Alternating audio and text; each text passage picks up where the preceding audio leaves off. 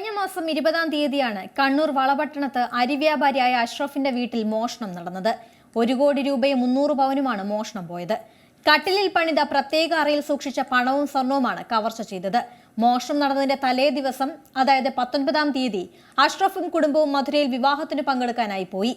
24-ാം തീയതി തിരിച്ചെത്തിയപ്പോഴാണ് മോഷണം നടന്ന കാര്യം കുടുംബം അറിയുന്നത്. തുടർന്ന് പോലീസിൽ പരാതി കൊടുത്തതോടെ കൃത്യമായ അന്വേഷണത്തിലേക്ക് പോലീസ് കടന്നു. വീടിനെ പറ്റി ധാരണയുള്ള വ്യക്തിയാണ് മോഷണത്തിന് പിന്നിലെന്ന സംശയം പോലീസിന് ആദ്യം മുതലേ ഉണ്ടായിരുന്നു. മോഷണം നടത്തിയ ശേഷം റെയിൽവേ ട്രാക്കിലൂടെയാണ് മോഷ്ടാവ് പോയത്. ട്രാക്കിലൂടെ മണം പിടിച്ച് പോലീസ് നായ പോയതും പ്രതിയുടെ വീടിന്റെ മുന്നിലൂടെ. അഷ്റഫിന്റെ വീടിന്റെ മതിലിനോട് ചേർന്നുള്ള വീട്ടിലാണ് മോഷ്ടാവ് ലിജീഷ് താമസിക്കുന്നത്. അഷ്റഫിന്റെ വീട് നിരന്തരം നിരീക്ഷിക്കുകയായിരുന്നു ലിജീഷ് എന്ന് വ്യക്തം. 21-ാം തീയതിയും ലിജീഷ് അഷ്റഫിന്റെ വീട്ടിലെത്തിയിരുന്നു.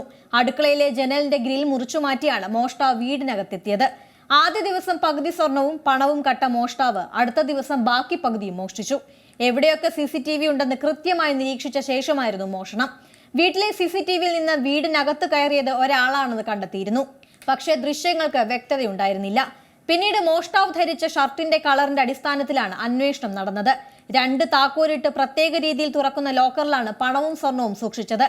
ഇത് കൃത്യമായി അറിയുന്നയാൾക്ക് മാത്രമേ ഇത്തരത്തിൽ മോഷണം നടത്താൻ സാധിക്കൂ. ലോക്കർ കൃത്യമായി തുറന്ന മോഷ്ടാവ് അഷ്റഫിനെ അടുത്തു പരിചയമുള്ള ആളാണെന്ന് പോലീസിന് കൂടുതൽ വ്യക്തമായി. മോഷണ ദിവസവും പോലീസ് സംഘം ലിജീഷിന്റെ വീട്ടിൽ പോയിരുന്നു. സംശയാസ്പദമായ കാര്യങ്ങൾ അയൽവീട്ടിൽ കണ്ടിരുന്നോ എന്ന് ചോദിച്ച പോലീസിനോട് ഒന്നും അറിയില്ലെന്ന ഉത്തരമാണ് ലിജീഷ് നൽകിയത്. മോഷ്ടാവിന്റെ ശരീരത്ത് ചിലന്തി വലകൾ കണ്ട പോലീസ് ഇക്കാര്യം ചോദിച്ചപ്പോൾ കൃത്യമായ മറുപടിയല്ല നൽകിയത്. മോഷണ സ്ഥലത്തും ചിലന്തി വലകൾ പോലീസ് കണ്ടെത്തിയിരുന്നു. ഈ കണ്ടെത്തലും പ്രതിയിലേക്ക് എത്താൻ പോലീസിന് സഹായകരമായി.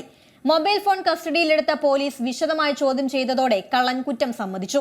കണ്ണൂർ ACPയുടെ നേതൃത്വത്തിൽ 20-ലേറെ ഉദ്യോഗസ്ഥരുടെ അന്വേഷണ സംഘമാണ് കേസ് അന്വേഷിച്ചത്. ഏറ്റവും പുതിയ വാർത്തകളും വിശേഷങ്ങളും വിരൽ തുമ്പിലറിയാൻ Zee മലയാളം ന്യൂസ് എല്ലാ ഡിജിറ്റൽ പ്ലാറ്റ്ഫോമുകളിലും ലഭ്യം.